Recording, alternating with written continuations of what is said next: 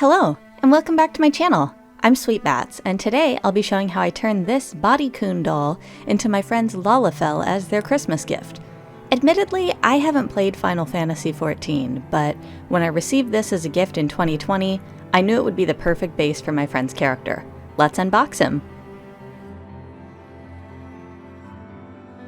He comes with a little stand and some changeable hands and can be posed, but his head is a little wobblier than I expected.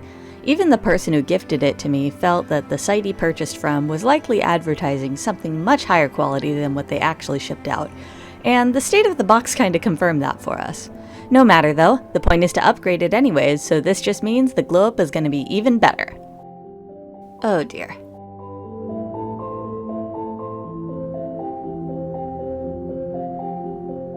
I have no prep work to do on this blank head, so I can jump right into making the wig cap. I cover the head with plastic wrap to protect it, then lay on some stretchy fabric, secure it with an elastic, and cut away the excess before painting on Elmer's school glue. I like using the ELF face mask brush, since the glue peels off the silicone easily, so if I don't remember to wash the brush immediately, it's not ruined. After a few layers, the wig cap is hard enough to work on, and I use my creepy test head Sharpie to mark the cut lines and trim to size. I also make sure to mark the back of the wig cap, though it's smart to do this on the inside of the cap too, so it's still easy to tell once the hair is added.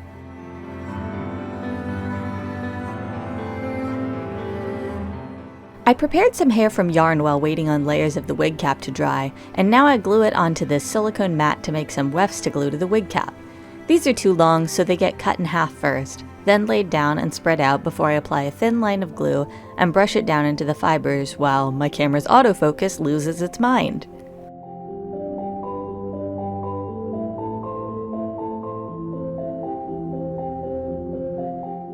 I glue these to the head in a spiral pattern, not giving it a defined part line.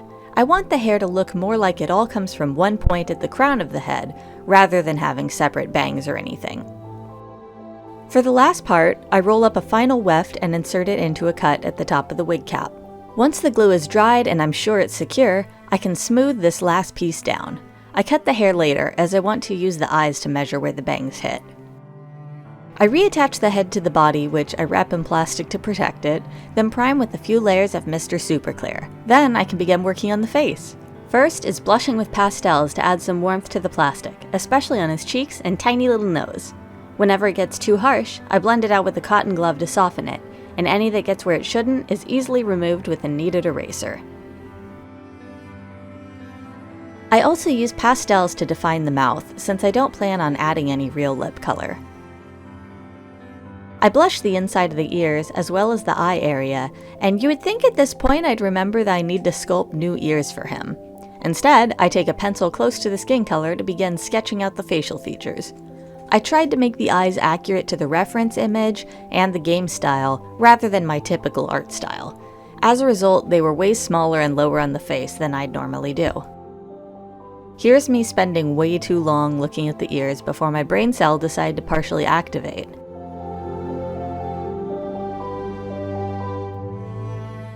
Oh my god, it wasn't recording. Once the epoxy sculpt is all mixed up, I begin shaping it onto the ears. My gloves don't fit snugly to my hands, which makes it nearly impossible to work with this, but please ensure you are working safely with this. I only take the gloves off because I know I haven't had a bad reaction yet, but please make sure you read the labels of all products you use, take the necessary safety precautions, and understand the risks going into it. I'm not good at sculpting or adding these modifications, so trying to make these symmetrical was a challenge for me. Keeping this in frame was difficult enough. Nevertheless, I used some tools, oftentimes the handle of them, to smooth the epoxy into the plastic and create some inner ear definition. Once it's solid, I can move on to the next step I'm not confident in, color matching. I water down an acrylic paint that is somewhat close to the skin tone and add a few layers of that. It's definitely too light, but this should dry a couple shades darker and it might just work out. Oh, I also took in a lost dog at this time. Say hi to Casey! She got a little hyper on my lap, which made painting a little more difficult, but a small price to pay for the company of a small puppy.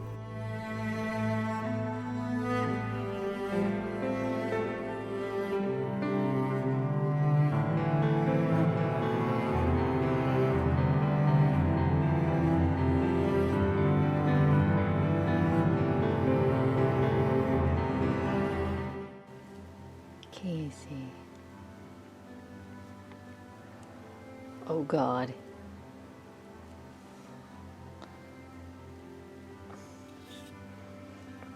Casey.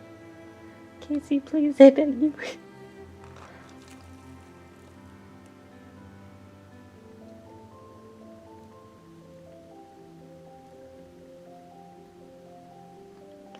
Oh God. Oh God. Oh God. The f***ing panic. Unfortunately, the color ended up all wrong, but I already planned on adding pastels to the ears, and once it's covered in hair, it shouldn't really be noticeable. However, I start off the color correction with a pastel that is way redder than expected. Hopefully the dark ear tips help hide it. Now I can return to the face. I start off by adding little freckles to his cheeks, and I have to say I think they're so cute. I'll have to add some to future dolls too. Next up are the irises, and I grab a gorgeous blue shade to fill these in.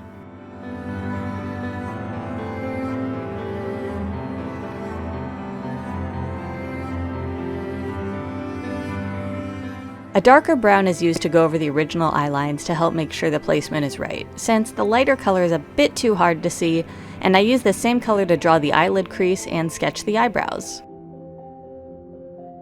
The next few layers are mostly building up the colors with pencils and pastels, or changing some lighter colors to darker ones. I also add in details like individual brow hairs and catch lights in the eyes during these layers.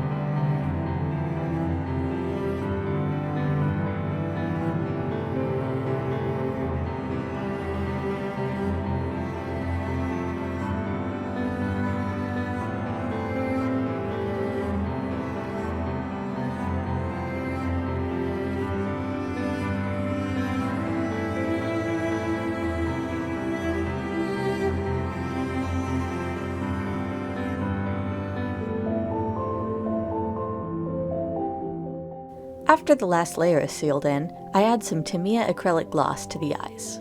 You can wait to do this until after you've taken your photos if you don't want glare.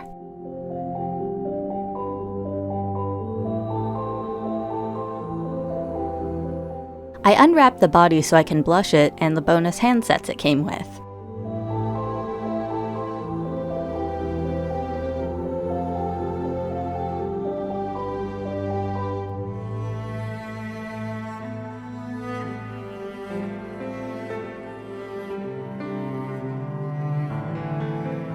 And with that, the doll base is done! Now I can start on the hair. It's definitely smarter to do this as I glue the layers on, but I did things a little out of order. First off, I try cutting the layers with an eyebrow razor so they aren't as blunt as if I had used scissors, but that ended up being more of a struggle than expected. Eventually, I get frustrated and do everything off camera. It still needs trimming and styling after this point, but it at least shows the general shape.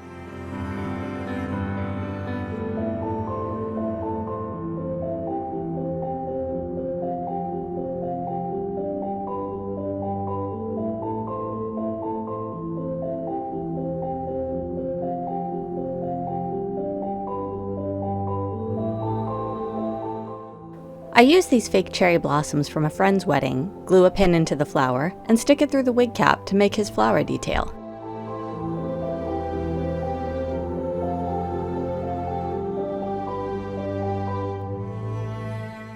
I then spend way too long making his clothes from scratch. I am not good at making my own patterns, and didn't even have existing patterns to modify, so this was a huge challenge for me. For the pants, I traced the body, added the jodhpur shape, and modified until I got something I was happy with.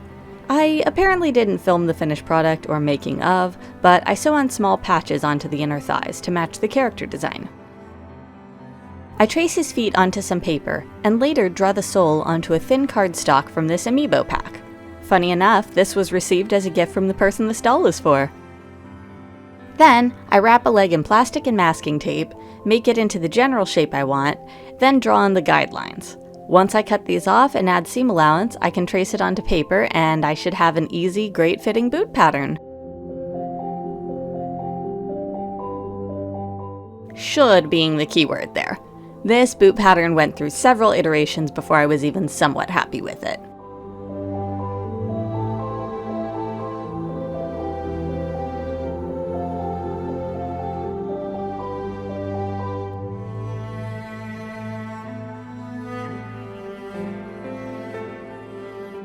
I cut out the pattern piece onto a folded piece of thin black fake leather and then airbrush it to the color I want.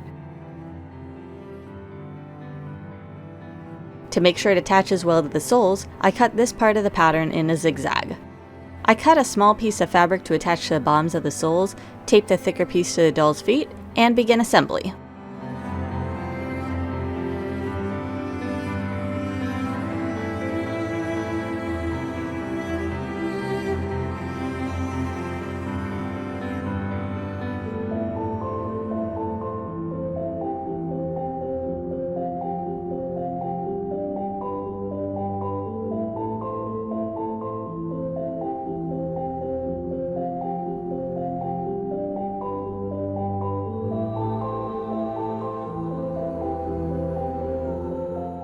I found this jersey fabric in the fabric remnant section at Joann and thought it was perfect for the scarf, but didn't realize it was velvety on the other side. Since the scarf is just a strip of fabric, I don't need to show the making of that, so instead watch me paint the brooch. I realized I never actually filmed this on its own, but I commissioned Wolfina5 on Instagram to crochet his little oversized sweater. It's so adorable, and I can't thank them enough for getting this done so quickly. I'll link their Instagram below. Be sure to check out their stuff. The head was difficult to get back on, so please enjoy the satisfying...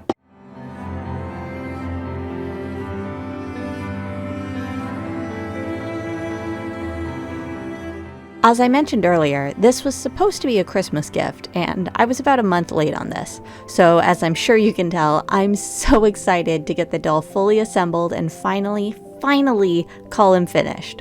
Let's head over to the photo shoot.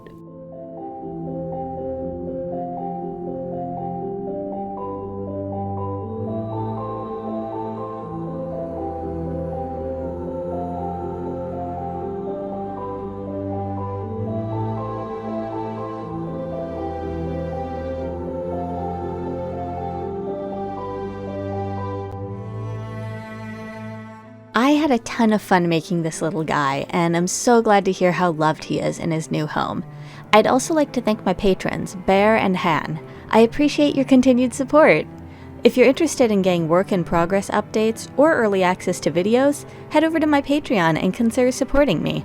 I'll always post finished content for free on my Instagram, and for the time being, we'll continue uploading videos here as well, and always appreciate the free support through those channels, so please consider following and subscribing if you enjoy my content. I've got another video that should hopefully be out soon, unfortunately another late gift, but that just means sooner content for all of you.